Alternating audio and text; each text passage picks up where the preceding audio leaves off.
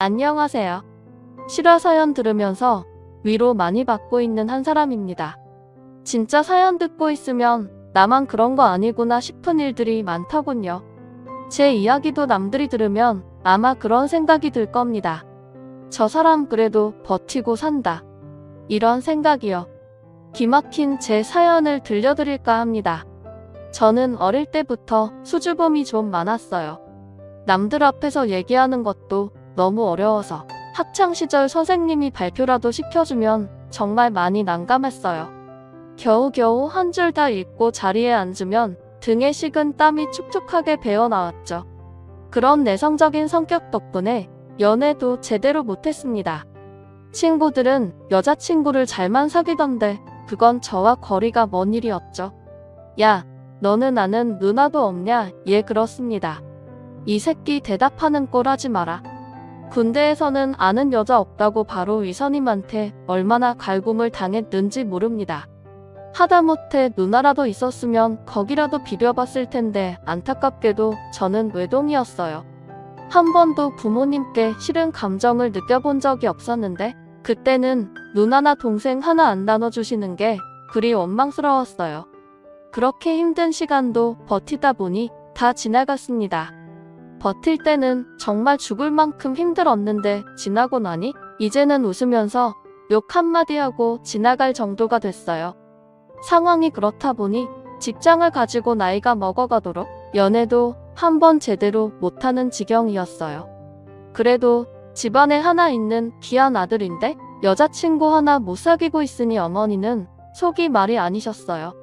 이번 주에 선 한번 보자. 또요? 아니 그럼 어쩔 거야. 너 장가도 안 가고 평생 혼자 살 거야. 알겠어요. 누나랑 단둘이 있는 게 어려운 사람이 선자리라고 뭐 편했겠습니까? 내키지는 않았지만 하라는 거라도 해야 어머니한테 덜 혼나지 싶어서 억지로 선을 보러 다녔죠.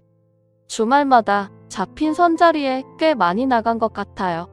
나름 외국계 회사에서 안정된 직장을 가지고 있고 저 나름 허우대도 멀쩡하다고 생각했기에 그래도 마음이 맞는 사람이 생기지 않을까 내심 기대를 했는데 이게 웬일일까요? 선을 보는 사람마다 퇴짜를 놓더라고요. 네, 이쯤 되면 아무래도 저한테 문제가 있었던 것 같죠. 저도 이제서 생각해보면 그때 좀 적극적으로 해볼 걸 하는 아쉬움은이지만 그 당시엔 그런 생각까지 못했어요. 당장 단둘이 만나는 게 어려웠으니까요. 그래도 사람이 짝이라는 게 있는지 그렇게 수없이 퇴짜 맞던 선자리에서 저를 바라봐주는 사람이 있었습니다. 오늘 정말 즐거웠어요. 혹시 시간 되시면 내일 저녁 식사 나 같이 할까요? 아, 네, 좋습니다. 네, 그럼 내일 뵐게요. 조심히 가세요. 해도 자꾸만 안 되니 나는 정말 연애 따윈 안 되는가 보다 생각하면서 한동안 선을 안 봐야겠다고 맘먹고 나간 자리였어요. 거기서 만난 그녀는 여지껏 만났던 사람들과 너무 달랐어요. 다르다 못해 정말 특별했죠. 제가 말을 잘 못한다고 했잖아요. 그런데 제 마음을 너무나 편하게 해주는 그녀 앞에서 저도 모르게 주저리 얘기를 늘어놓고 있더라고요. 게다가 그런 저를 멀리하지도 않고 오히려 또 만나자며 약속까지 잡고 가는 그녀의 뒷모습이 보이지 않을 때까지 움직이지도 못하고 바라봤습니다. 그때 느낌은 정말 천생연분을 만난 것 같았어요. 그리고 지금 이 여자를 안 잡으면 두 번의 기회는 없을 거라는 예감도요. 선을 보고 들어오는 날엔 늘 죽상이었는데 웬일로 표정이 밝은 저를 보시곤 어머니는 바로 눈치채셨어요. 너 잘 됐구나? 그렇지 맞지 그런 것 같아요 엄마. 아이고 이제 네가 임자를 만났다. 잘 됐다 잘 됐어. 그냥 내일 같이 밥 먹기로 한 것 뿐이에요. 김치 국물 먼저 드시지 마세요. 뭐든 시작이 반이랬다. 내일 가서 더 휘어잡고 와. 알았지? 제 성격을 잘 아시면서 휘어잡고 오라는 엄마를 보며 저도 웃음이 났습니다. 그날은 집에 와서도 계속 웃고 있었던 것 같아요. 모두 그녀 덕분에요. 다음날 약속대로 그녀와 저녁을 먹었어요. 둘이서 근사한 레스토랑에 갔는데 고기를 썰어서 먹는 그녀의 모습이 너무 예쁘더라고요. 이미 제 눈엔 콩깍지가 씌었던 거죠. 식사 안 하세요? 고기 부드럽고 맛있는데 좀 드시지 그래요. 아, 저는 왠지 배가 부르네요. 얼마 안 드셨는데 벌써요. 네, 은영씨 먹는 것만 봐도 배부르네요. 어머, 정말요. 평소에는 하지 않는 말을 나도 모르게 하고 있었어요. 그런 제가 저조차도 신기했습니다. 사람 마음이 한 번 주고 나니 속절없이 빠져든다는 게 정말 신기했어요. 몇 번의 만남을 더 가지고 저희는 연인이 되었어요. 애초에 결혼을 전제로 만남을 가지긴 했지만 어느 정도 연애도 하고 싶었거든요. 혹시나 저한테 마음이 식어서 헤어지자고 할 수도 있으니까요. 제 맘 같아서는 당장 결혼해서 어디 가지 못하게 꽉 잡아두고 싶은 마음도 컸지만 결혼을 실패하지 않고 싶은 마음도 있었거든요. 확신 같은 게 필요했어요. 기성씨가 이전에 만났던 여자들은 어떤 스타일이었어요? 네, 그냥 궁금해서요. 기성씨가 저한테 너무 맞춰주는 것 같아서요. 안 그래도 되는데 저도 기성씨 맞춰주고 싶어요. 아, 그래요. 저 여자랑 사귀는 거 이번이 처음입니다. 정말요? 거짓말 진짜예요. 연애가 처음이라는 말에 그녀의 눈이 동그라지더라고요. 그렇게 놀랄 일인가 싶었지만 제 나이를 생각하면 그럴 수 있겠다 싶었어요. 사람이랑 얘기하는 게 어렵더라고요.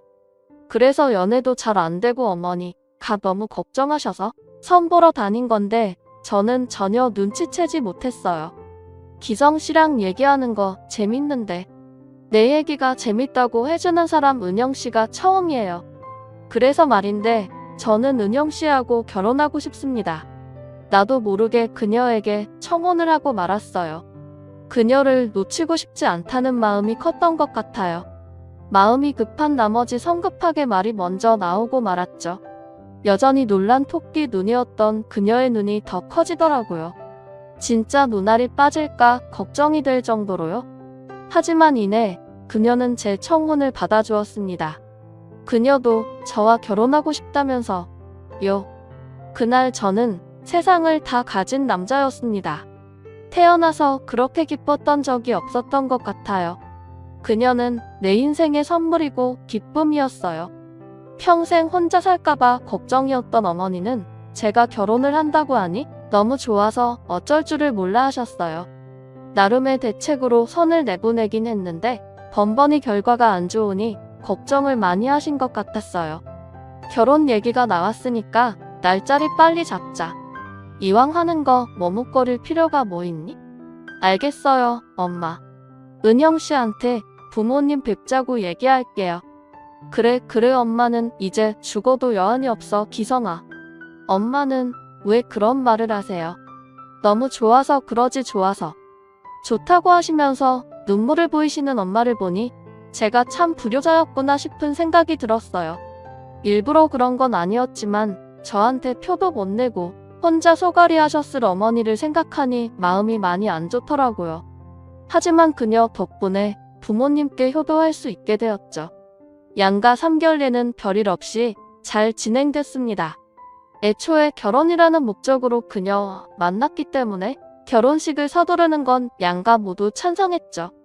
혼수를 한다거나 예단을 준비하는 것도 모두 간소하게 하기로 했어요. 결혼 준비로 그녀에게 부담을 주고 싶지 않았거든요. 저희 부모님도 그렇게 하자고 하셨고요. 그렇게 저희는 만난 지 1년 만에 결혼을 하게 됐습니다. 친구들은 30을 훌쩍 넘긴 나이에 장가가는 저를 놀린다고 정신이 없었어요. 야, 모태솔로 정기성 평생 호래비로 늙어 죽을 줄 알았더니 너도 가긴 가는구나.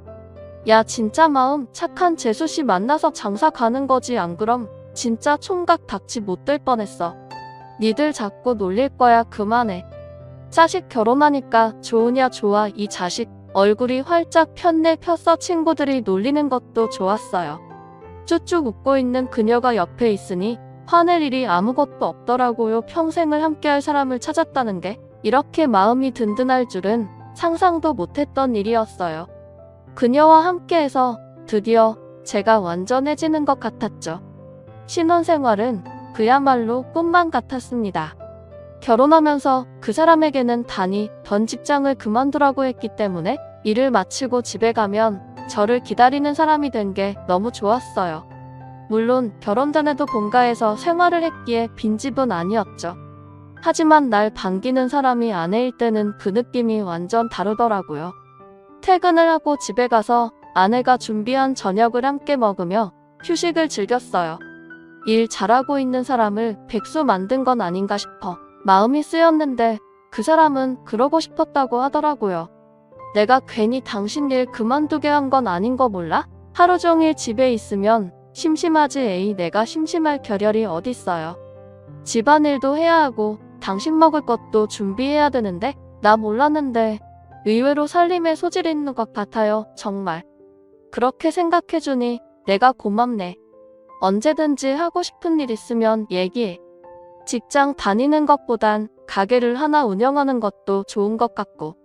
여튼 알았지? 대학을 졸업하고 직장에 바로 취업을 하고는 크게 돈 쓸 일이 없어서 다 모아놨었거든요. 그래서 자금이 여유가 있었기에 그 사람이 하고 싶다는 일이 있으면 밀어주고 싶었어요. 결혼할 때 집 마련은 부모님이 도와주셨기에 가능한 일이었죠. 솔직히 결혼하고 아이를 바로 가지고 싶긴 했습니다. 저희가 나이가 좀 있는 상태로 결혼을 한 거라 출산이 걱정되었거든요.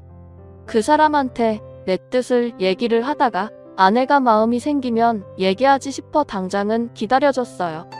여보, 나 왔어. 연합대처럼 퇴근을 하고 집에 왔는데 아무도 없는 거예요.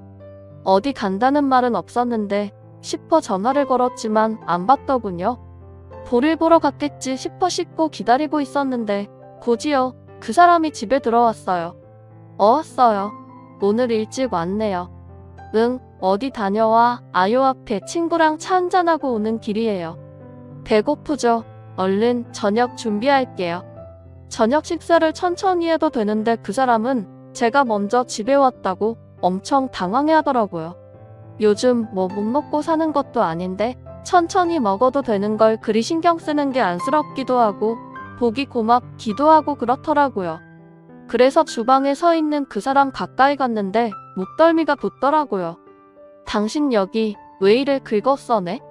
아 왜요? 빨개요. 빨간데 멍들겠어. 근데 얼마나 긁으면 멍이 올라와? 어디 부딪힌 거야? 아 왜 이렇지 잘 모르겠어요. 거울 좀 보고 올게요. 연애할 때도 아내는 감기 걸리거나 잔병 치료가 좀 많았는데 몸이 허약해서 항상 제가 걱정이 많았습니다. 주변에서는 이제 아이는 언제 가질 거냐, 아내의 몸이 약해서 보약을 지어 먹여야 하는 거 아니냐 한마디씩 하고 계신 터라 더욱 걱정이 되었네요. 그러던 어느 날 사실이야. 진짜 임신이야. 그럼요.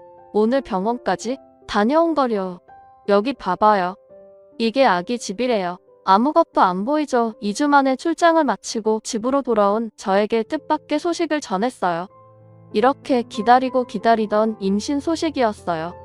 저는 너무 기뻐서 눈물이 나려고 하더라고요. 이 세상에 나를 닮은 아이가 태어난다니 정말 꿈만 같았죠. 여보 내가 정말 잘할게.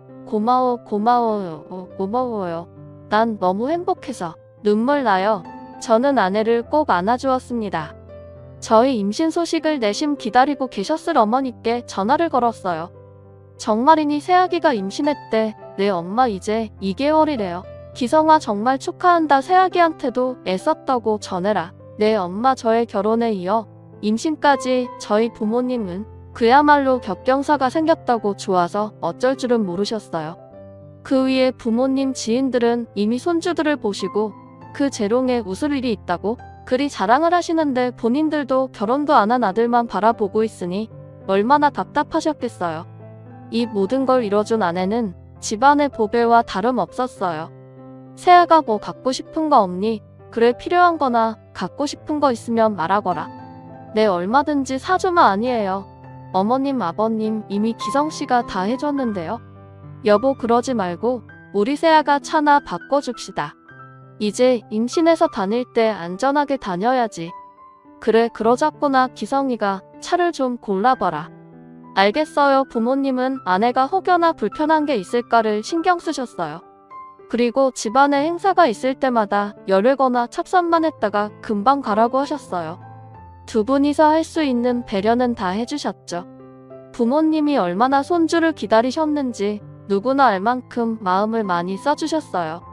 임신한 지 6개월이 지나자 아이 성별이 나왔어요. 두근거리는 마음으로 병원을 갔는데 아들이라고 하더군요.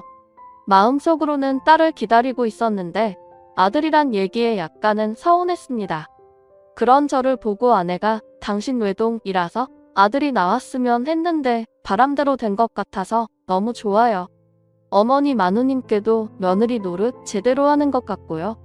뭘 그렇게 생각해. 요새 세상에 아들이든 딸이든 건강하게 잘 키우면 되지. 어머니께 얼른 알려드려야겠어. 당신이 전화해. 내가 장모님께 전화드릴게. 양가 어른들께 전화로 아들이라고 알려드리니 어찌나 좋아하시던지 옛날 분들이라서 그런지 아들이라 든든하다고 하시면서 잘했다고 대견하시다며 아내 덕분이라고 몇 번이나 그러시더군요. 저희 집은 어머니, 아버지 두 분 다 며느리 사랑이 대단하셨어요.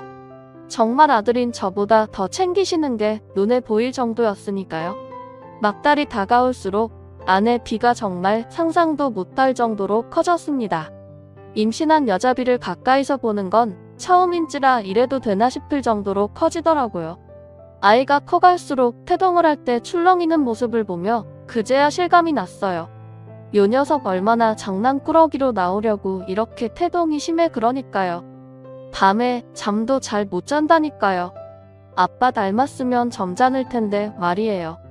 성격은 당신 닮은 모양인데 아이 참 태어날 아이를 기다리는 저희 부부는 정말 서로를 아끼고 사랑하는 마냥 행복한 부부였어요. 저는 회사 업무 특성상 해외 출장이 잦았어요. 2달에 한 번씩은 2주씩 꼭 출장을 다녔으니까요. 아내가 임신한 동안에도 출장을 다녔었는데 그럴 때마다 아내는 친정에 가 있고는 했었죠. 이번에도 2주는 걸릴 거야. 당신 홀몸도 아닌데 이렇게 두고 가려니 마음이 많이 쓰이네. 괜찮아요. 당신 없는 동안에 친정에 가 있으면 되는데 뭘. 마음 쓰지 말고 다녀와요. 최대한 기간 당겨서 올게. 몸 조심해. 알았지? 발걸음이 안 떨어지는 걸 억지로 떼서 저는 미국으로 출장을 떠났습니다. 아내가 친정에 가 있겠다고 했으니 그나마 안심이 되었지만 그래도 마음은 쓰였죠. 게다가 매일 보던 사람을 못 보게 되니 더 보고 싶더라고요. 매일 영상통화로 버텼습니다. 그러던 중 그날도 영상통화를 하려고 전화를 걸었는데 웬 남자 목소리가 들리더라고요. 당신 친구만 한다고 하지 않았어. 남자친구야. 아, 그게 사촌동생이에요. 우리 결혼식 날 봤죠? 인사해. 아, 안녕하세요, 매형. 오랜만이죠? 아, 오랜만이네.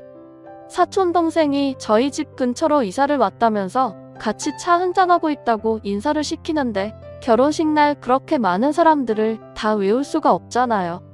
그래서 기억에는 없지만 본 것처럼 인사를 했죠. 혹시 모른다고 하면 실례가 될까봐요. 한국에 들어가면 같이 술 한잔하자고 마무리하고는 전화를 끊었는데 아내를 짧게 봐서 저는 또 서운했죠. 그리고 사촌동생이라고는 하지만 제가 잘 모르는 사람과 같이 있는 것도 싫고요. 출장 때문에 멀리 있는 게 더더욱 싫었던 것 같아요. 하루라도 빨리 한국으로 들어가려고 잠을 줄여가며 일을 했어요. 출장을 마치고 집으로 돌아오면서 아내의 그 사촌동생부터 만나봐야겠다는 생각이 들었어요. 우리 집 근처로 이사를 왔다고 하니 만나기가 더 수월할 것 같았죠. 원래 하는 일이 이거니 앞으로 출장을 다녀야 하는데 또 저 없을 때 둘이 만나고 있으면 마음이 불편할 것 같았어요. 그래서 저도 친해져놔야겠더라고요. 혹시 또 제가 부탁할 일이 있을 수도 있으니까요. 집으로 돌아와서 집에 사촌동생을 초대했습니다. 아내보다 2살 어린 사촌동생은 저에게 매형 거리면서 애살 있게 굴었고 성격도 서글서글하니 좋고 호흡대도 훤칠하니 좋았어요. 아니 처남은 왜 아직까지 결혼도 안 하고 있어? 아우 매형 결혼 안 닿다고 하세요? 저는 지금이 좋아요. 저 독신주의자예요. 뭐라고? 독신주의자? 정말이야? 여보 말도 마요. 얘는 여자 보기를 돌같이 하는 애라니까요. 누나 돌같이 보진 않아. 그냥 자주 바뀔 뿐이지. 처남은 말 그대로 자유 영혼이었어요. 게임 개발 회사에서 일하는 처남은 한 프로젝트가 끝나면 한두 달씩 휴가가 생기는데 그때 모아놓은 돈을 여행하는 걸로 다 쓰고 자기 투자하는 데 쓰면서 인생을 즐기고 있었어요. 한편으로는 남자들의 로망이기도 하고 부럽기도 했지만 저는 제 옆에 앉아서 제 밥 위에 생선살을 발라주는 아내와 곧 태어날 우리 아들을 생각하며 고개를 절레절레 흔들었습니다. 처남 즐길 만큼 즐기고 얼른 결혼해서 자리 잡아. 얼마나 행복한지 몰라?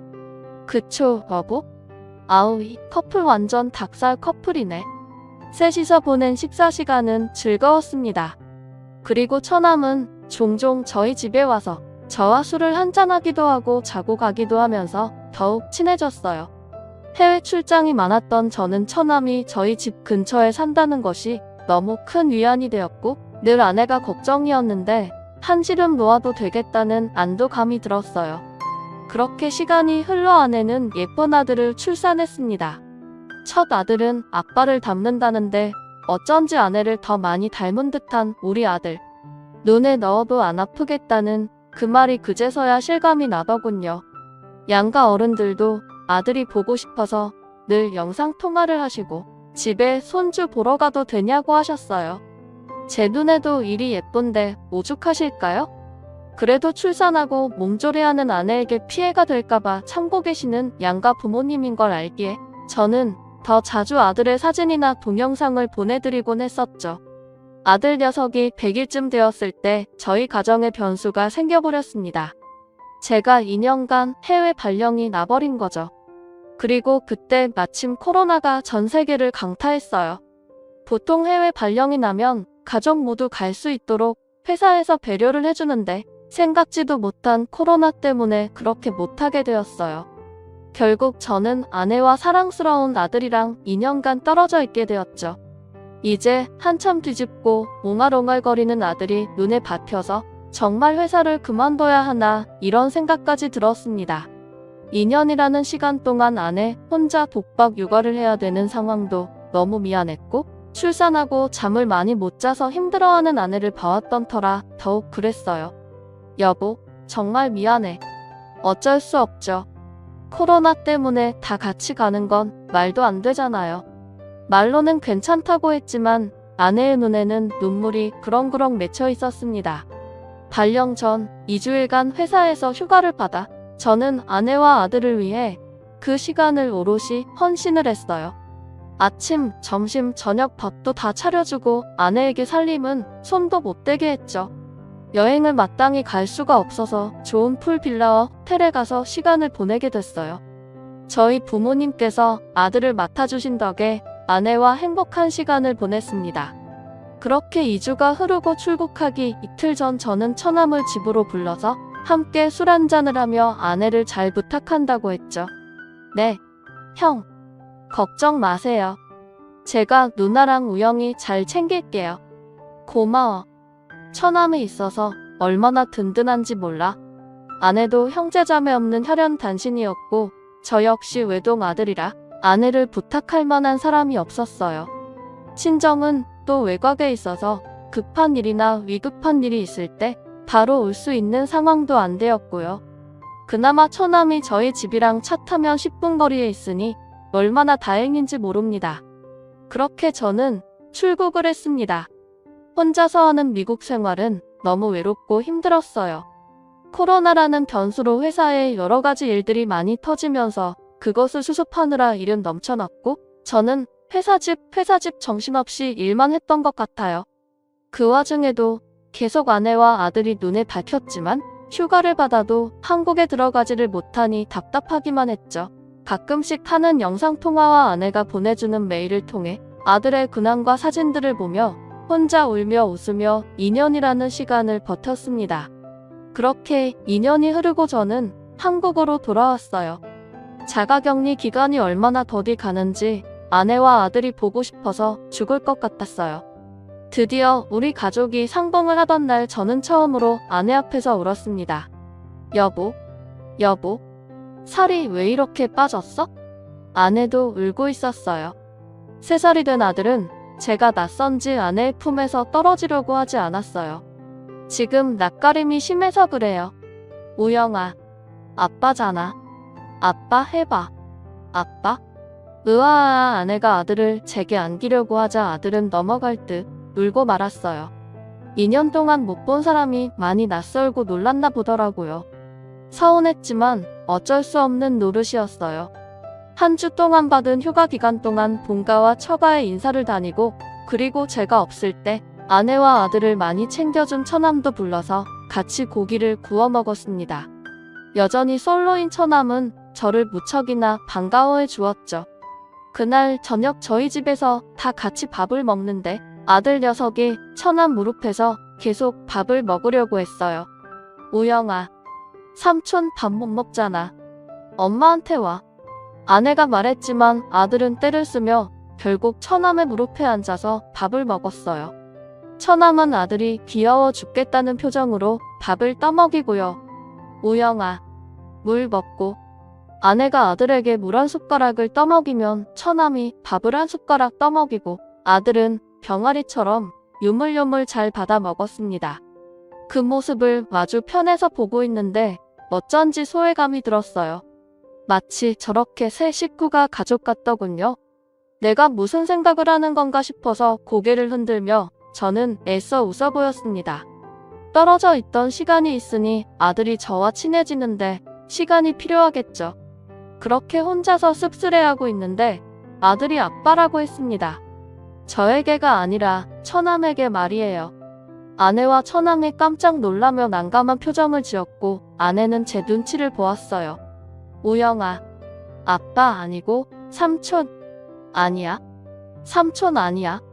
아빠는 여기 있잖아. 아내가 저를 가리키자. 아니야. 아빠 아니야. 하며 아들은 울음을 터뜨렸어요. 제가 없는 동안 아내와 아들을 챙겨준 처남이 자신의 아빠인 줄 알아보더라고요. 너무너무 서운했지만 그 자리에서 화를 낼 수도 없고 씁쓸하게 반주로 내어놓은 소주잔만 들이켰습니다. 휴가 기간 동안 아들과 친해져야겠다고 생각하고 아들 어린이집을 제가 등하원 시키기로 했습니다. 아내는 그래도 된다고 했지만 제가 그러고 싶었어요. 고사리 같은 아들 손을 잡고 어린이집에 데려다 주는데 얼마나 기쁘던지요. 우영아, 오늘도 가서 친구들이랑 재밌게 놀아. 응. 아빠가 마치고 또 데리러 올게. 아빠, 아니야. 아들은 저에게 아저씨라고 불렀습니다. 시간이 지나면 괜찮아질 거라고 생각하고 더 이상 아들에게 강요하지 않았어요. 안녕하세요. 우영이 삼촌 되세요? 네? 아니요. 우영이 아빠예요. 네? 아빠요? 아, 네.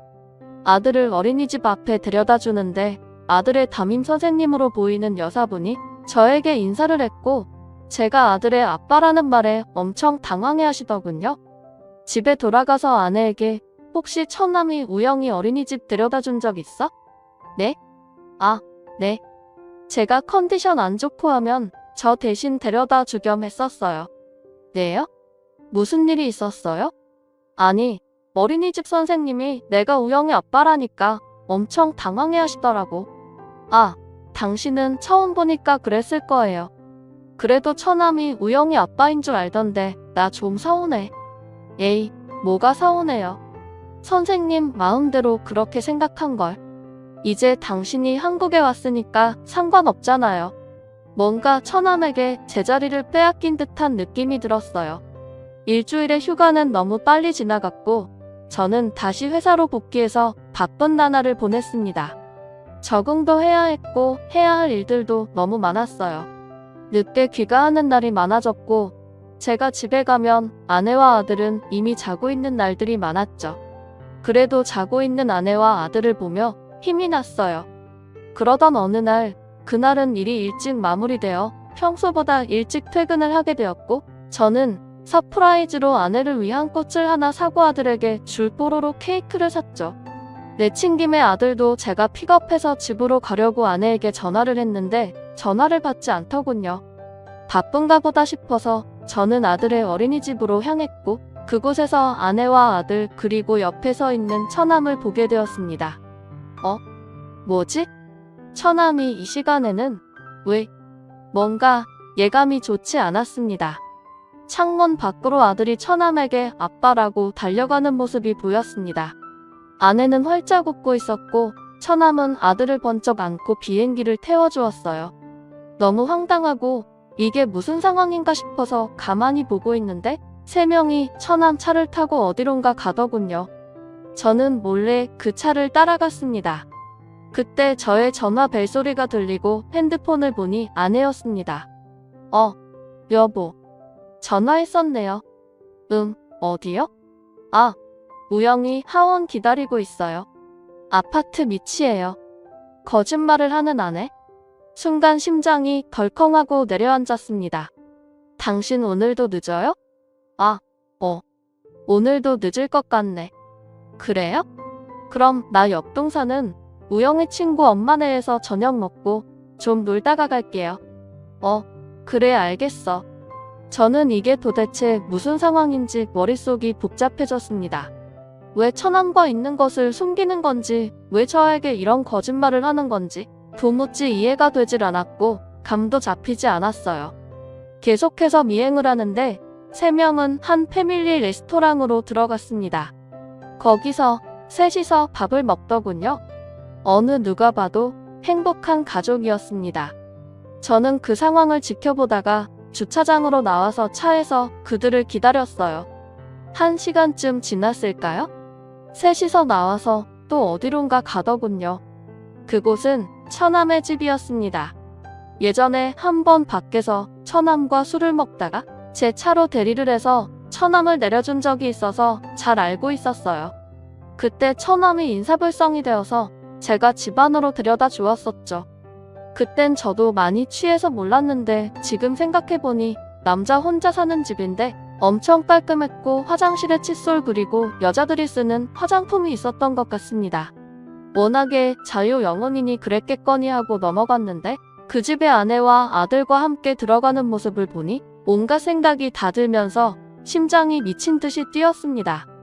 3명이 아파트 안으로 들어갔고 저는 밖에서 있다가 마침 안에서 나오는 사람 덕분에 들어갈 수 있었어요. 기억을 더듬어서 처남이 사는 호수 앞으로 갔습니다. 제가 어릴 적부터 숫자에 대한 강박 같은 게 있어서 숫자를 굉장히 잘 외웠거든요.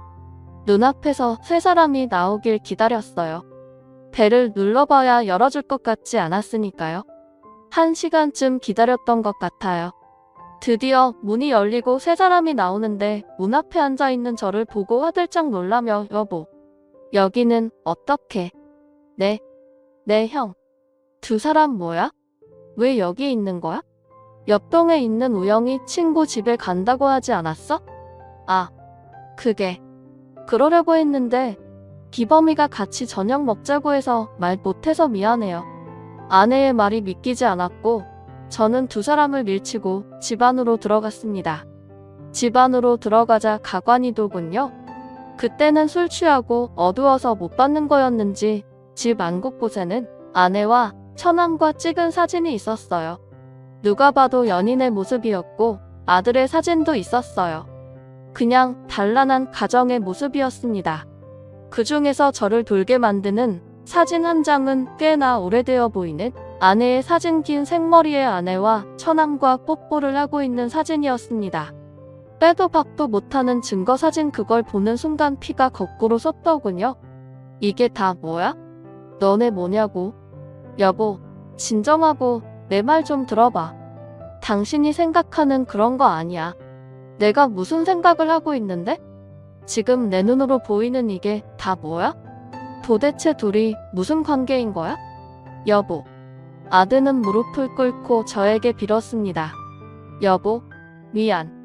정말 미안해요. 속인 거 정말 미안해. 사실 기범이랑 연인 사이였어. 근데 지금은 정말 친구처럼 지내는 거야. 믿어줘. 뭐? 그걸 지금 말이라고 해? 저는 둘이서 찍은 사진을 바닥에 내동댕이 치며 소리를 질렀습니다. 소리에 놀란 아들이 자지를 지려넣었고 처남 아니 그 남자가 아이를 달래는데 그 모습을 보니 저기 안겨있는 아들이 제 아들이 아닐 수 있겠다는 생각이 들었어요. 그러고 보니 그 남자를 빼다 박은 아이 저는 정말 다리가 후들려서 서 있을 수도 없었어요. 당신이 어떻게 나한테 이럴 수 있어? 왜 나와 결혼한 거야? 왜 이렇게 계속 내역관계로 만날 거면서 왜 그랬냐고. 저는 남자의 멱살을 잡았습니다.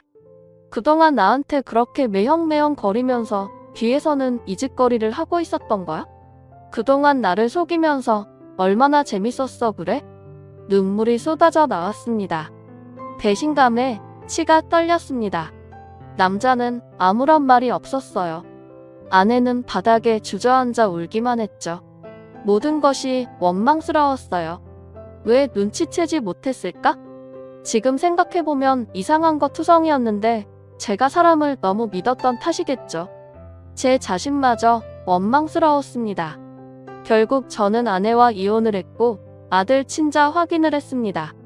제 예상대로 아들은 제 아들이 아니었어요. 그 남자 아들이었죠. 웃음이 났습니다. 아내와 그 남자는 연인 사이였다가 헤어졌고 그 사이 아내는 저와 선을 보고 초스피드로 결혼을 한 거였습니다. 너무 가난했던 남자를 버리고 돈 많은 저에게 시집왔던 여자 그런 줄도 모르고 저는 천사 같은 아내 착한 아내로만 알고 살았어요. 신혼여행을 다녀오고 다시 남자를 만난 아내 둘은 죽고 못 사는 사이였어요. 그리고 둘 사이에 아이가 생겼죠. 아내는 그것을 다 알면서도 저와 가족들을 속이고 아이를 낳았습니다. 결국 저에게 위자료를 받고 이혼할 계획을 가지고 있었더군요. 세 사람 행복하게 잘 살자고 약속했더군요. 제가 넉넉하게 주었던 생활비는 고스란히 그 남자와 두 집 살림에 보태어졌고 아들한테 해주라고 2년 동안 보내주었던 모든 돈은 제 아들이 아닌 그 남자의 아들에게로 다 들어갔습니다. 처가의 장모님께서 허리디스크로 수술을 받게 되었을 때 그 큰 수술비도 알고 보니 그 남자에게 들어갔더군요. 자신의 아들을 가난하게 키울 수 없다면서 조금만 기다려달라고 이혼하고 위자료 챙겨서 가겠다고 하는 여자 정말 무서웠습니다. 자신의 행복을 위해서 제 인생 따위는 안중에 없었어요. 철저하게 저를 이용한 거죠. 세상에 어떻게 이런 일이 있을 수 있을까요? 정말 너무 기가 막히고 어이가 없고 어디 가서 이야기하기도 말도 안 되는 일이 저에게 일어났습니다. 저는 위자료 청구와 상간남 소송을 했고 아직 정리 중에 있습니다. 한동안 저는 너무 힘든 나날을 보냈고 지금도 여전히 힘이 듭니다. 회사는 1년간 휴직을 한 상태고요. 이제라도 알게 된 것이 다행이라며 저를 위로하지만 말처럼 쉽게 마음이 회복되지 않네요. 이 글을 쓰고 있는 지금도 그때를 생각하면 소머리 벌벌 떨립니다. 정말 인간도 아닌 것들. 꼭 벌 받았으면 좋겠습니다. 긴 글 들어주셔서 감사합니다.